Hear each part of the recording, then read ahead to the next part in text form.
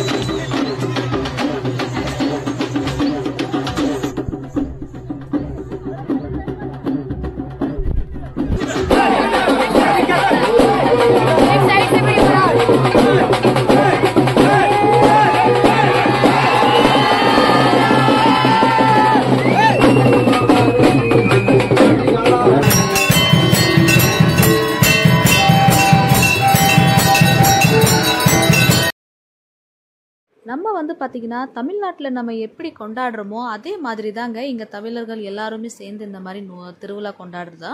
இங்கே தமிழ்நாட்டில் நம்ம வந்து மாவிளக்கு எடுப்போம்ல, சேம் அதே மாதிரி தாங்க இங்கே டெல்லியிலையும் எடுத்திருக்காங்க. பாருங்கள், எல்லாருமே வீட்டிலேருந்து எவ்வளோ சூப்பராக அலங்காரம் பண்ணி கொண்டு வந்திருக்காங்க. மாவிளக்கில் அதை வந்து பார்த்திங்கன்னா விளக்கு, மாவு, அப்புறம் வந்து பார்த்திங்கன்னா சின்ன வாழை மரம் இது எல்லாமே வச்சு ஃப்ளவர்ஸ் எல்லாம் வச்சு சூப்பராக அலங்காரம் பண்ணி எடுத்துகிட்டு வந்திருக்காங்க.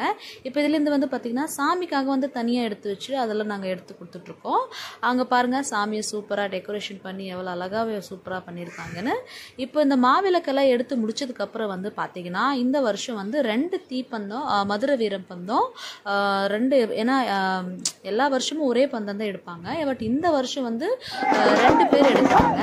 அந்த வீடியோஸ் தான் நான் உங்களுக்கு காமிக்கிறேன். இப்போ மாவிளக்கு எடுத்து முடிச்சாச்சு. இப்போ எல்லாருமே அவங்க வீட்டுக்கு போய் மாவிளக்கு வச்சுட்டு வருவாங்க.